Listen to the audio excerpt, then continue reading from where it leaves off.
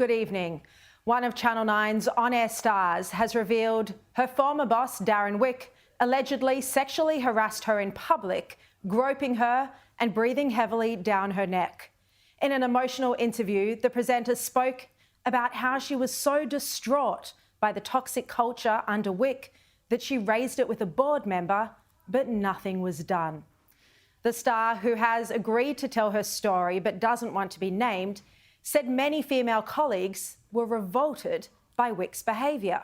She also claims that complaints about his alleged conduct were dismissed by a senior female executive who said, "That's just Wicky." The revelation from one of Nine's recognisable faces exposes the network to accusations that at the very highest levels it covered up or ignored a toxic culture that saw other female employees experience harassment by its news chief. Nine Chief Executive Mike Sneesby addressed the crisis engulfing Nine in an all-staff email today, where he said that inappropriate behaviour in the workplace wasn't tolerated and that complainants wouldn't be victimised. Well, Darren Wick, the former Director of News and Current Affairs, left the network in March, claiming he was exhausted after 4 decades in the industry. Sky News has this week exposed allegations of his historical inappropriate conduct towards women at Nine. And today, a Nine star took the courageous step of publicly revealing what she has been subjected to at the network. She said she was speaking to me to help with her healing process, but also to encourage change so that the next generation of women don't have to endure the same treatment. And the star spoke about the sexual harassment she allegedly experienced by Wick when he was intoxicated. She said on the dance floor at the Gold Coast Logies after party, he was gropey. He had his hands everywhere. Breathing heavily in my ear, I had to peel him off me. Any other man I might have kicked or pushed, but he was my boss. And she said Wick was often drunk and inappropriate. She said it was commonplace for him to drink heavily at functions, and he would often get in women's personal space. We were revolted by him. The presenter spoke about Nine's head of corporate affairs, Victoria Buchan. Now, Buchan's role is Director of Communications and Public Relations at Nine, where she leads both corporate affairs and publicity. So it's not her role to manage or deal with HR issues, but multiple employees I've spoken to this week felt that her actions protected Wick, with whom she's good friends. And she was also often involved in managing talent. Well, the Nine star told me today that Victoria Buchan's job involved working with the talent, including young women. She would brush aside any suggestion of inappropriate behaviour, saying, "That's just Wicky." I think she could have stood up to the sexist attitudes, but she was in cahoots with Darren Wick. She said planting stories was commonplace during contract negotiations as a way of diminishing talent and bullying them into submission. Management would then gaslight you, saying they had no idea how confidential details that only a few were privy to were leaked. Now, it was at this point in our conversation today that the Nine presenter became more upset when she spoke about how she tried to raise the toxic culture at the highest level, but nothing happened. The presenter even raised with a board member how the culture was affecting her mental health and her reputation. And she told me, "I once spoke in confidence to a board member, expressing my desperation that my own bosses were planting lies that were incredibly damaging to my reputation and affecting my mental health. There was no assistance provided by the network to source the leaks, stamp out the toxic behaviour, or change the culture. And after the board level, there's nowhere to go, and I was fearful of losing my job." Through tears and clearly emotional, the presenter said she felt completely powerless. Now, this is extraordinary. A high-profile woman was brave enough to to raise what she described as a toxic culture at the highest levels, a director of the board. No action was taken. Now, the board of Channel 9 is chaired by former Treasurer Peter Costello, and I contacted Costello, Victoria Buchan and Darren Wick today for comment. They haven't responded. This week at Sky News, we've revealed that Wick was handsy with 9 employees at a Christmas party, that he engaged in inappropriate conduct at the 2019 Logie's after party, that 9 engaged an external legal firm to investigate a fresh complaint against him this year.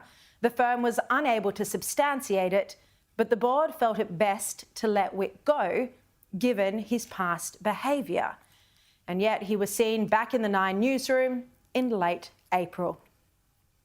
9 Chief Executive Mike Sneesby sent an email to staff today saying that many of you will have seen external media over the last few days that draws attention to our internal processes and policies regarding complaints about conduct in the workplace.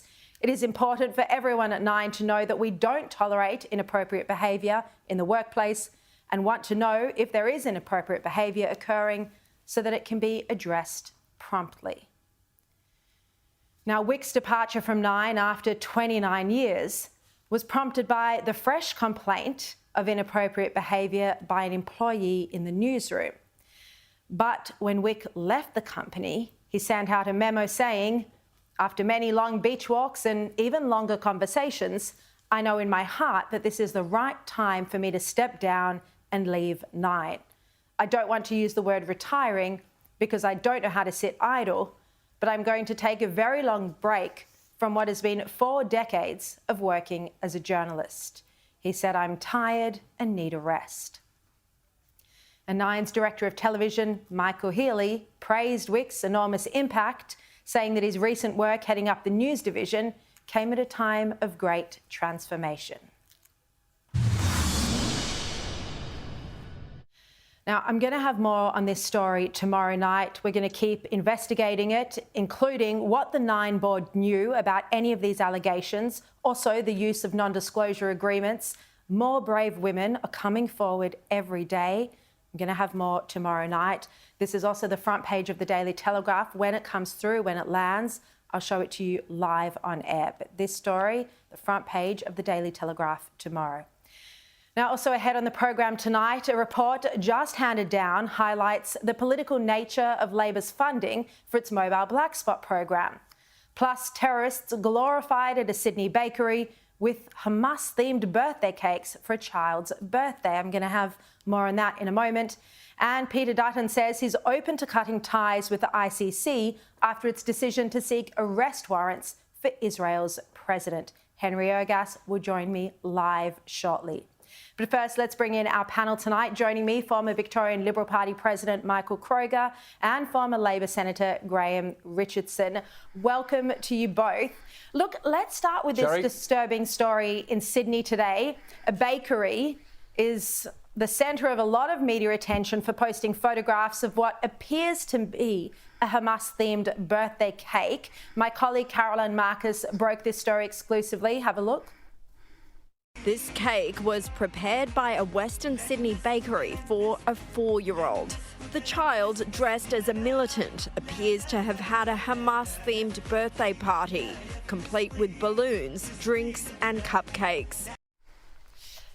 Michael, this is a child's birthday party here in Australia. Is this appropriate?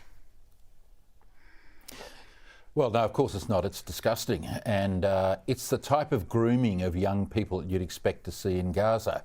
We know from the school books and the other publications that have come out of there that these young kids are indoctrinated as soon as they get to primary school and onwards into secondary school. So that this has now come to Australia, this type of insidious grooming is a shocking thing. And it just shows you once again what sort of far left fanaticism has crawled out from under the rocks as a result of what's happened in the Middle East. We see all these extremist views at demonstrations, at universities, and now even at kids' birthday parties. So is this a significant worry that this type of mentality exists in Australia? It is extremely worrying, Sharri. And Richo, that's the concern, that, you know, we're causing even more, not us, but that there will be even more division, even a further erosion of social cohesion in the next generation. We don't want the next generation to be bred on a diet of anti-Semitism. No, we don't. But if you give succour and comfort to Hamas and those who support it, then that's an inevitable result. And I really think we've got to take some very strong action. I'd be looking at the immigration status of some of these people. Any way that we can get rid of them, we should. This is having these people. But Richo, they're probably Australians. You can't kick out Australians. No, you can't kick out Australians. I understand that. But if you can, if they're not quite Australians yet, kick them out. That's all I'm saying. If they are Australians, then all you can do is make sure that on shows like this, we can out-noise them. Yeah. Just make sure that we get messages across that are decent, that are proper, and just overrule them. That's all we can do. You know what? Unfortunately, I reckon the parents who bought their 4-year-old that birthday cake are not watching Sky News tonight. Maybe the best we could do is give them all a free Sky News subscription so they can get a bit of an education on anti-Semitism. It wouldn't be a bad idea.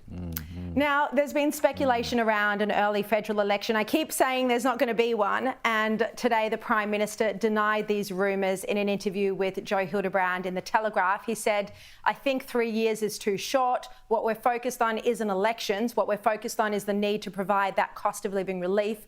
Our immediate task is to get the job done and to get inflation down." Michael, he's in black and white there saying that he is serving a full term. He's not going to go this year. Do you believe him yet?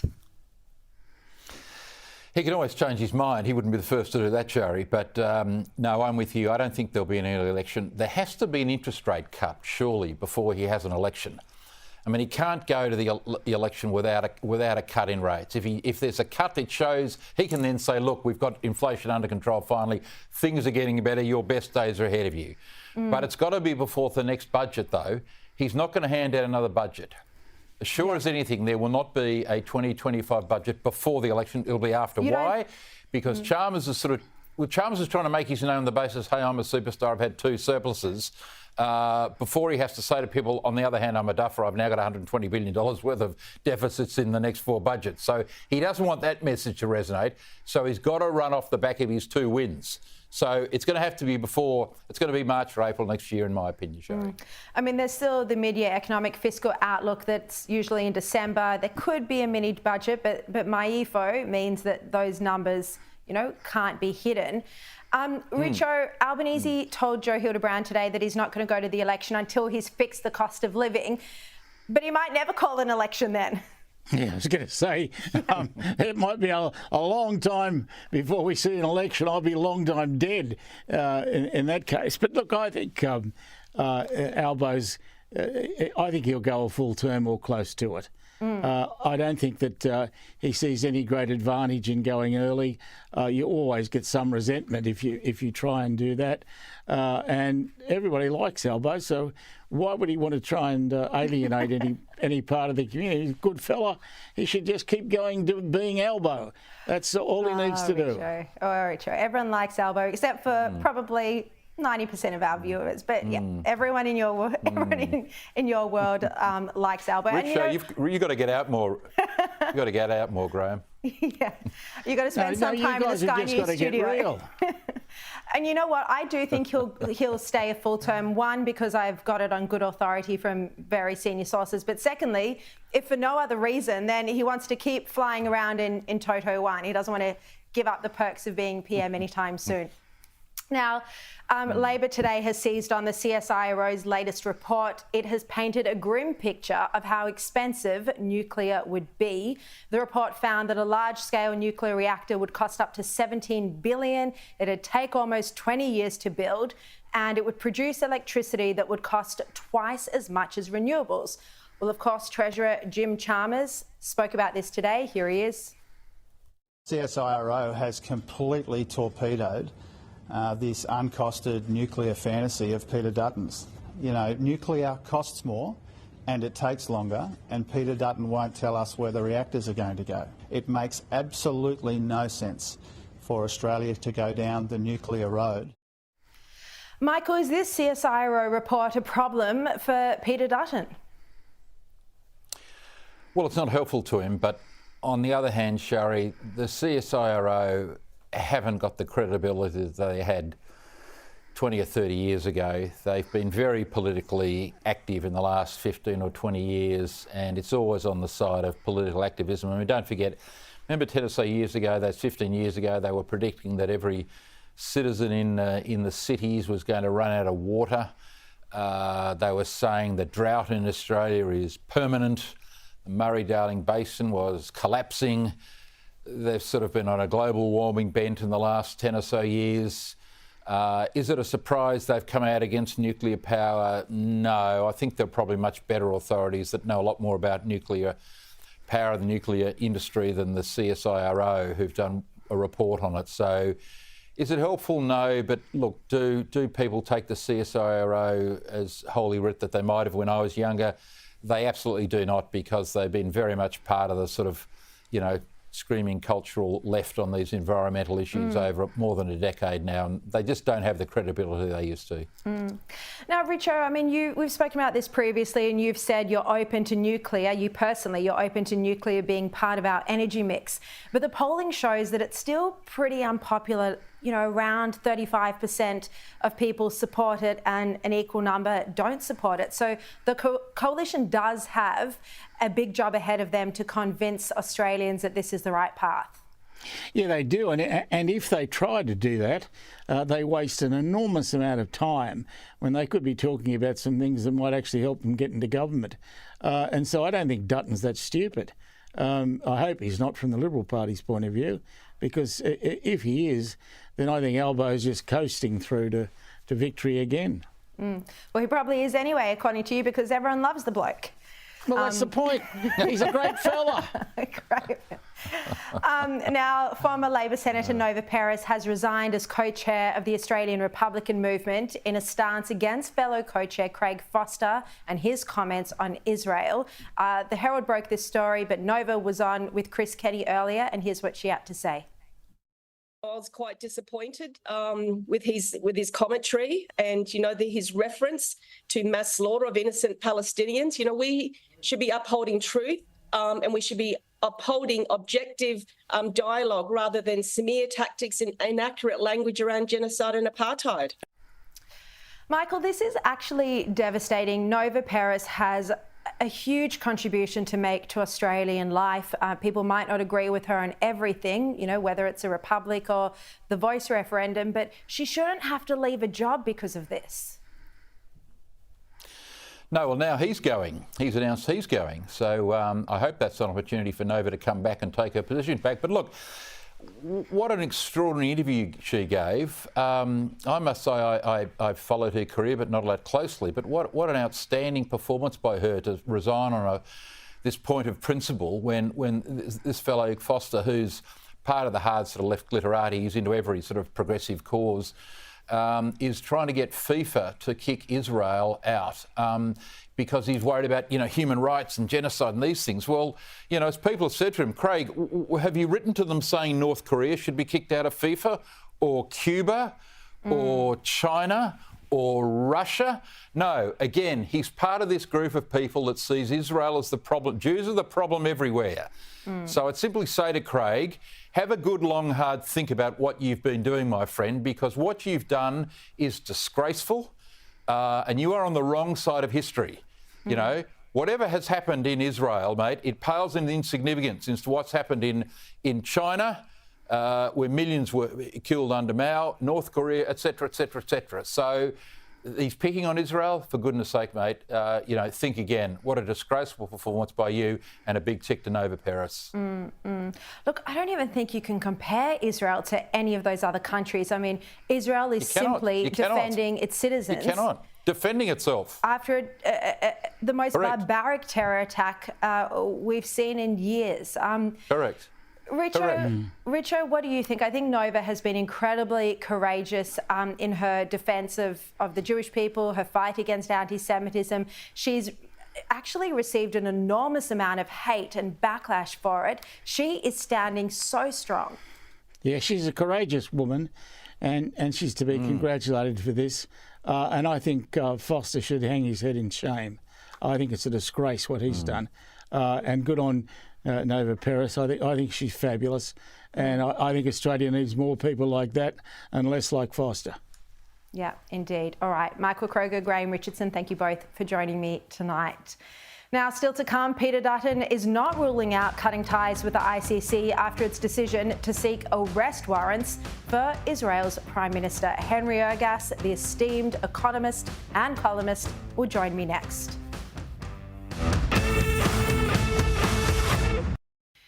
Welcome back. Well, I'm going to bring you now tomorrow's front page of the Daily Telegraph. They've gone big on my story tonight, which I've written for the Telegraph as well, on Darren Wick. They've got Me Too scandal, presenters shock Logie's harassment claim against former network news boss, Nine's wicked ways. So that's the front page of the Daily Telegraph tomorrow, where Ben English is the editor, and he's just sent that through to me. The full story is also up on our Sky News website right now.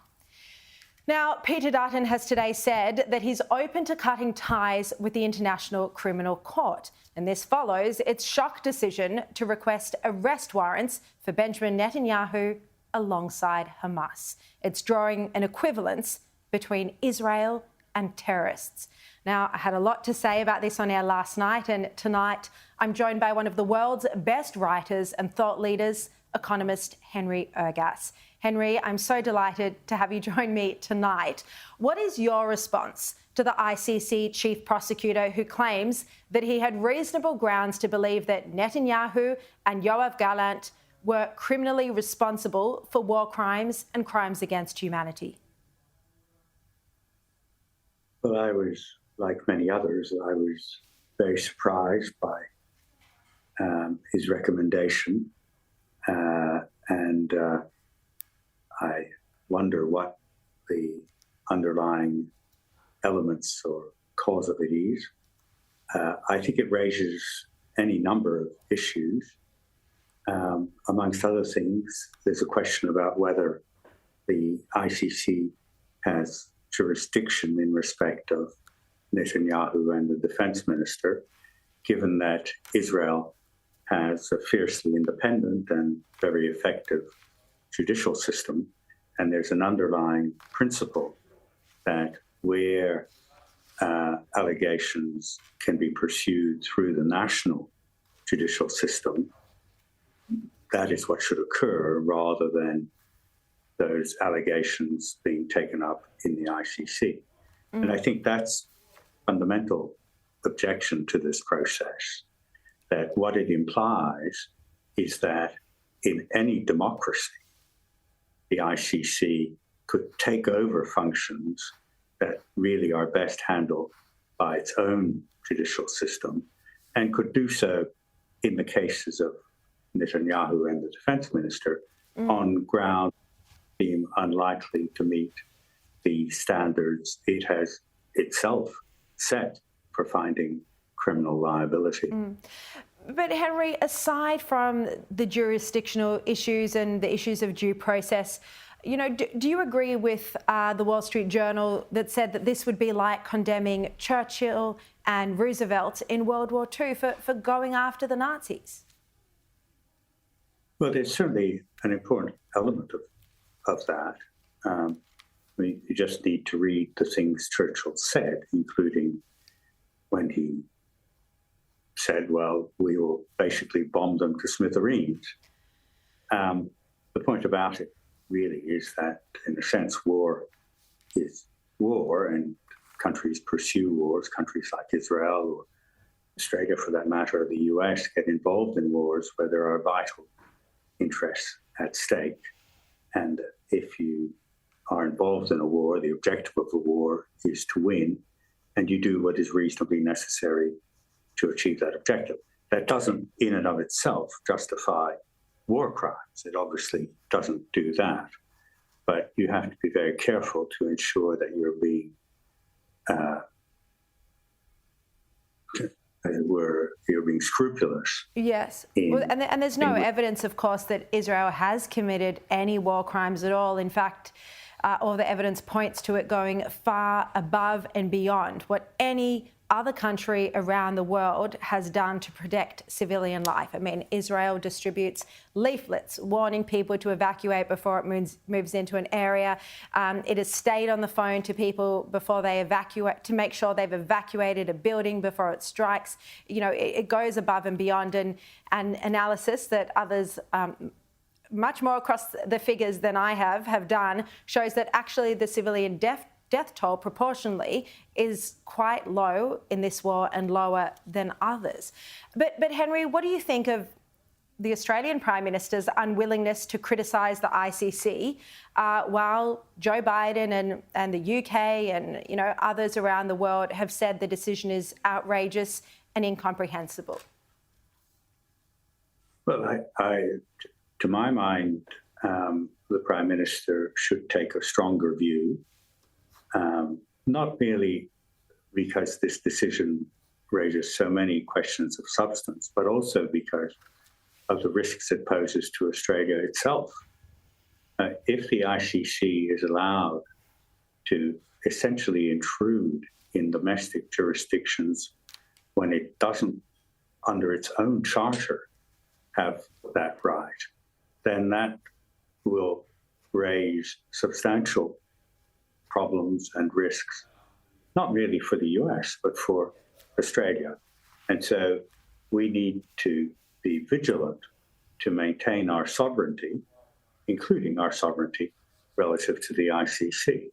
And that's why, on top of all the other aspects of this decision, why President Biden has been so strong in his response.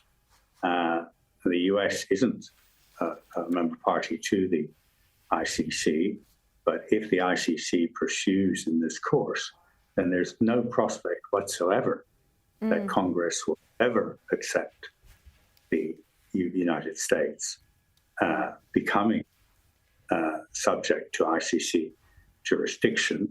And that, in turn, will severely limit whatever the legitimate ambitions may be of an entity such as the ICC. Yeah. All right, Henry Ergas, thank you very much for joining me this evening. Now, let's move on to a story that we broke on this program last year that then sparked an investigation into Labor's mobile phone black spot scheme. Now, the program promised to fix mobile phone black spots in regional communities. And last February, we reported that Labor stood accused of pork barrelling by hand-picking the locations that would get funding. Have a look. Rather than allowing communities to apply based on their need for improved coverage, based on their black spots, the government seems to have hand-picked the 54 specific locations. Tonight, we can reveal the vast majority of locations being funded are in Labor-held seats. As it turns out, 40 of the 54 locations are in Labor electorates, and just 11 locations are in coalition-held seats.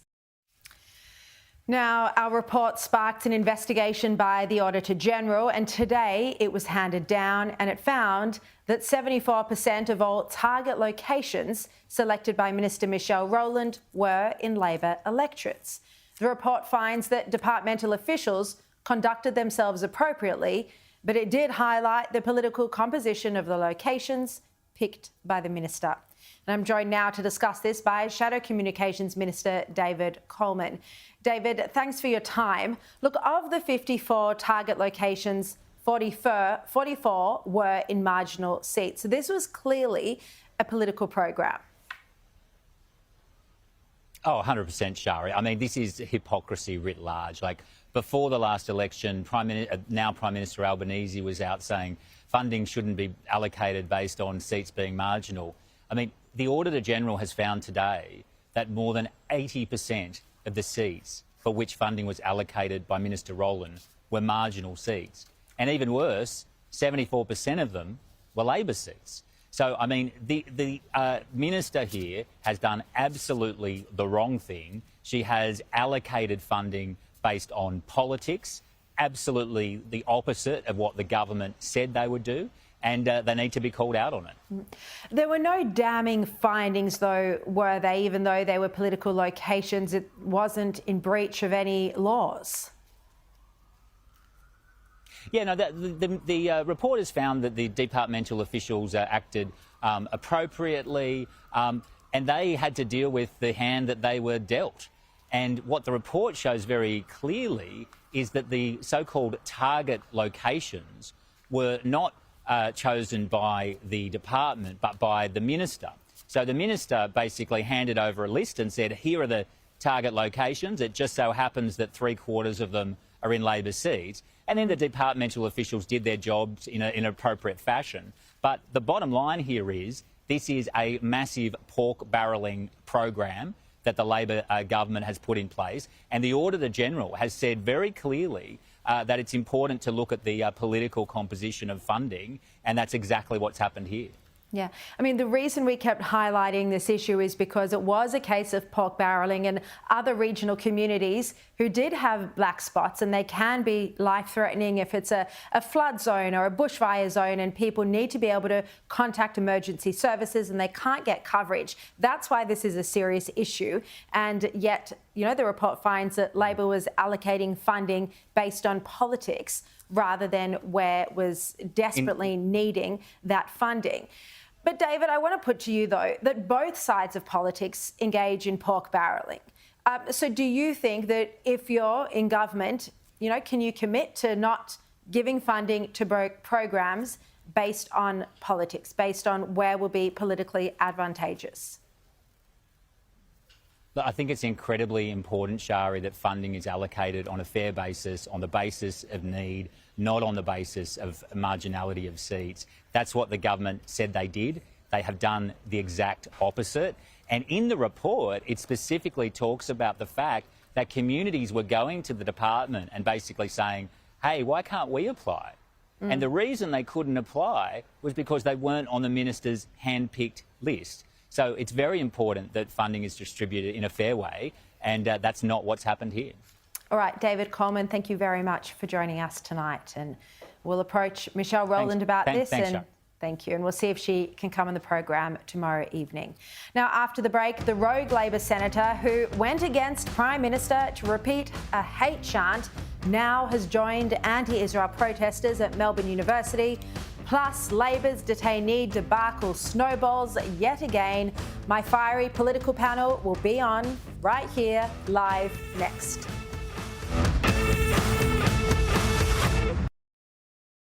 Welcome back. Well, Labor's detainee crisis continues. Revelations today in the papers that another former detainee has been released back into the community on a 12-month suspended sentence.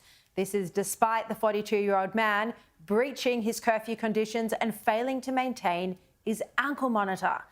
The ex-detainee also reportedly has a long and colourful criminal record, and he had his visa cancelled on character grounds back in 2017.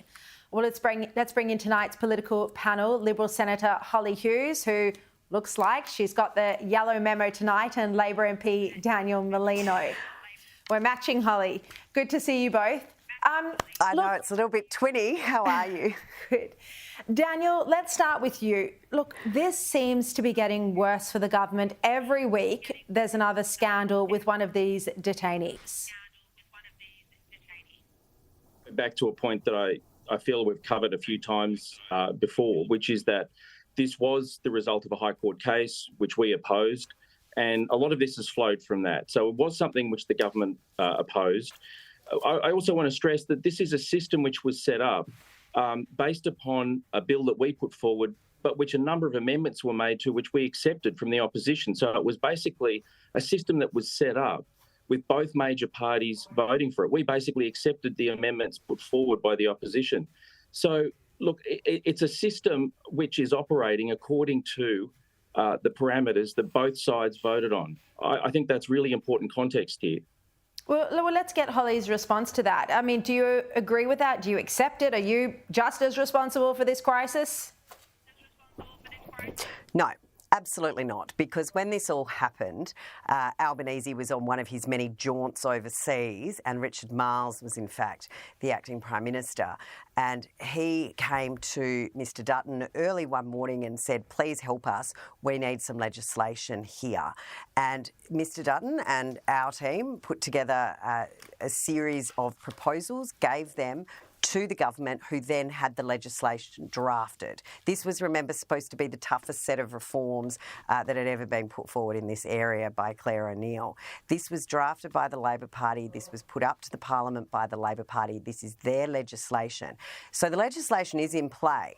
What is interesting about what's happened today is clearly the political will, or the will coming from the Minister, Andrew Giles, the man who is in perpetual hiding, it would now seem.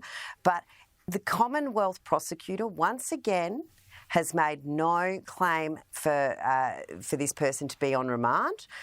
They've supported bail applications. I mean, how many times do these people need to breach either their curfew conditions or break the law before this Commonwealth government will enforce the legislation that is there? These breaches were punishable by 1 year in jail each. Yet this guy's been let out again with no objection from the Commonwealth prosecutor to, we'll just see how you go next time. Well, next time it might not just be a curfew breach, and that is squarely at the feet of this government. Yeah. And that's the issue, Daniel Molino, you know, the people are concerned about, that the minister is taking the advice in many cases of this community safety board that might not recommend an ankle bracelet or might not oppose bail. And, you know, Anthony Albanese prides himself on not losing any ministers to scandals. But on the other hand, isn't he starting to look weak for not sacking Andrew Giles or Claire O'Neill?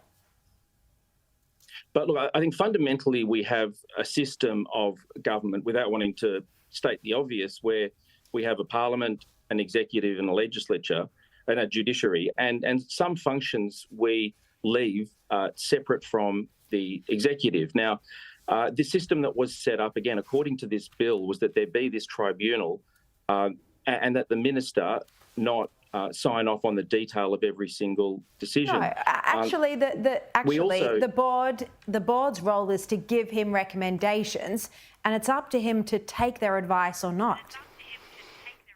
But we also, I think, have seen a number of instances where prosecutors have made decisions which I think some in the media have questioned. And again, I just think we've got to be a bit careful about imagining that ministers or politicians are going to second guess prosecutors at every step of the way. I mean, I think we've got to figure out what system do we want. And if the opposition is now saying that they want a totally different system, then happy to hear it. But this was, again, something which both sides voted on. All right, let's move on now. We've seen that the Labor Senator, Fatima Payman, she was the one who repeated that hate chant last week, even though Anthony Albanese said, you know, chants of from the river to the sea have no place in our streets. Well, she's now appeared at the University of Melbourne, where anti-Israel protesters are occupying one of the buildings. Have a look. My conscience has been uneasy for far too long. And I must call this out for what it is. This is a genocide. From the river to the sea, Palestine will be free. And those were her comments before, and we're going to show you now a picture of her at the University of Melbourne today. There it is, the Oz ran it. Holly, is it appropriate that she's turned up to protest at this encampment? No, it's not at all. She's a West Australian senator. I'd be very intrigued as to what parliamentary business she thought she was doing in Victoria, particularly at Melbourne University today, attending a protest and what is the camping that's been occurring at this university, which they've blocked the second encampment they tried to do today. It is absolutely inappropriate. But again, this is a failure of Albanese to show any leadership. Remember, the Labor Party used to be pretty strong weren't abiding by caucus rules. Well, Fatima Payman is now pushing those out the window. She's going against what the Labor Party's policy is. She's in complete breach of what their caucus has agreed to when it comes to Israel and Palestine, and yet nothing has been done, and she still sits on a Foreign Affairs and Trade Committee. He has done nothing. It is weak leadership, and of course we know this is driven by internal politics for 4 southwest Sydney seats. What do you think, Daniel? Should she have turned up to an encampment where we know students have uttered anti-Semitic comments and slogans? Well, can I just preface my answer by saying that on the weekend I attended the Victorian State Labor Party conference, attended through the front entrance, as I think anybody should have the right to do. There was a lot of pushing and shoving and jostling. There was a lot of over-the-top behaviour, a lot of swarming and screaming in my face, I think, when they realised I was a federal MP. And look, for me, let's just explain to our viewers that there were pro-Palestinian protesters there. That's what you're referring to, yes? Yeah. And look, it led to me reflecting on that balance between, I think, what's a very important part of our democracy, which is the robust competition of ideas, the right to protest. I think clearly what happened on the weekend crossed the line. And what I think, and I think, look, you've talked about this, Sharri, in other contexts, and other MPs have as well, but I simply wanted to reflect that, look, for me, there is a creeping extremism to some of the language and the demeanour, and indeed at times the physicality of the discussion and the way in which people are conducting themselves. So, look, what I think in general is, we need to have a broader discussion about the way in which we as a community discuss this issue, where there are highly varied, very strongly held views, but we as a democracy need to be able to have a discussion about those in a way that is peaceful and that is respectful and that is as empathetic as possible. And so what I would say is, in general, look, there have been a number of instances where I think things... Oh, I think we're just losing Daniel's audio there. Look, in my opinion, you know, free speech is essential, sure, but there's no place for hate speech and there's no place for violence. All right, we'll leave it there with our political panel tonight, Holly Hughes and Daniel Molino.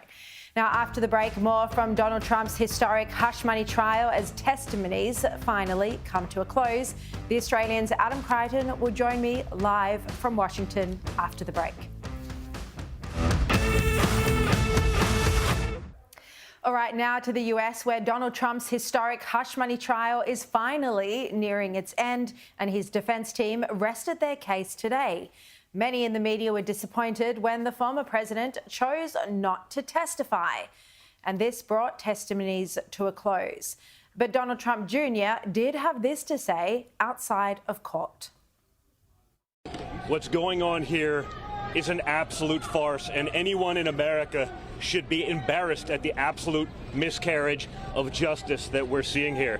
The star witness in this case is a 9 times convicted liar, and now an admitted thief.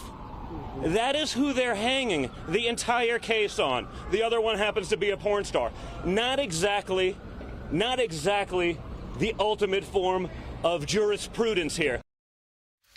And of course, he's referring there to Trump's former fixer and lawyer, Michael Cohen. With the Australian's Washington correspondent, Adam Crichton joins me now. Adam, great to see you. Look, the jury's now going to start deliberations next week. What can we expect? How long do you think it's going to take? Yeah, look, that's right. The jury gets a 6-week break now. They come back on Tuesday for the closing arguments, which the judge thinks will take just 1 day. So therefore, it's quite conceivable that by the end of next week, we have the verdict from this jury. Look, what's going to happen? I mean, it's interesting. Most of the legal scholars on TV, the experts, they don't think that the prosecution has reached a level of beyond reasonable doubt. And these include, many kind of Democrat-aligned experts. But you just can't predict with the jury. There's 7 men, there's 5 women. Interestingly, there's 2 lawyers on the jury. So that can sometimes throw a curveball.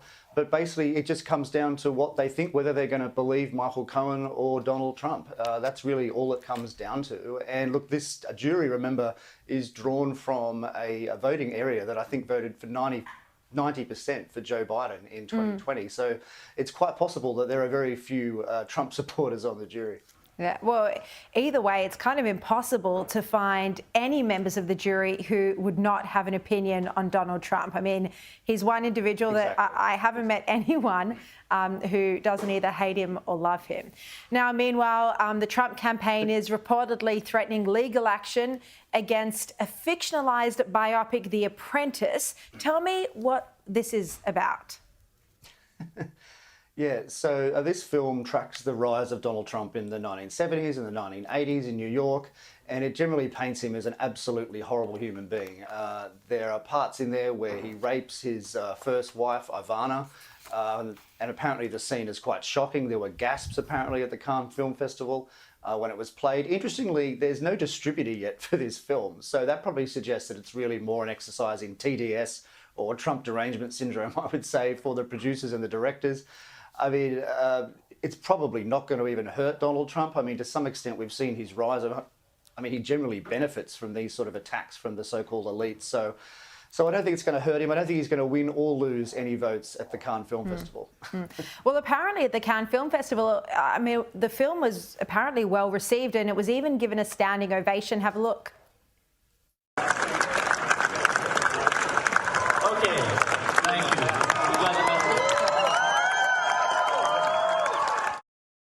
So that's what it takes to win awards. Adam, you know, produce a film about Trump raping someone, or his first wife, as it turns out. Now, I want to ask you about Julian Assange. This is quite an amazing development yet again. He's won the right to appeal his extradition to the US. This comes after the High Court judges ruled that he could be prejudiced there under the Constitution's First Amendment because he's Australian. Explain this for us. Why would the fact that he's Australian mean that he could appeal his extradition to the US, where he'd surely end up in prison? And he says he fears for his life if he were to end up in prison.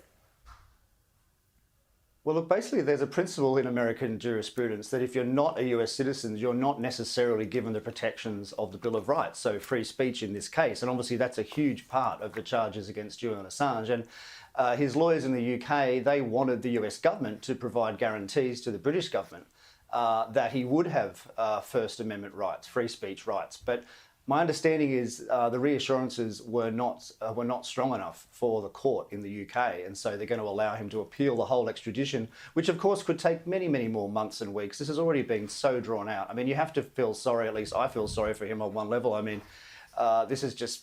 It just takes so long for the judicial system to work. You know, what are his prospects? I mean, generally, British judges have been extremely bad for Assange. They generally side all the time with the US government. So, I mean, I don't think his prospects are necessarily great just because there's an appeal. We have to wait and see. All right. Look, just finally, before you go, Adam, you've written your column for The Australian tomorrow on the WHO pandemic treaty. This is starting to gain traction, but in Australia, we don't really know what it's about. Are we going to sign up to it? Explain this. Yeah, look, I mean, it's extraordinary how little media attention this gets. I mean, it's a pretty significant change. You know, there have been no changes to the World Health Organization's regulations since 2005. These are binding agreements between nations on how to deal with pandemics. And basically, there's a treaty that's going to be voted upon next week in Geneva, which will significantly increase the power and influence of the World Health Organization. Now, you know, my view is it did a terrible job during the pandemic. We don't need to give it any more power. 1,000%. But there's very little scrutiny of these changes. Yeah, yes. I mean, exactly. The WHO told everyone to continue travel. It opposed the travel bans, said the virus wasn't infectious, COVID, there was no human... Anyway, Adam Crichton, thank you for joining us. Now, if you missed my exclusive on Channel 9 at the start of the program, head to the Sky News website. We'll have more on the show tomorrow night. But right now, here's Paul Murray. I'll see you tomorrow at 8.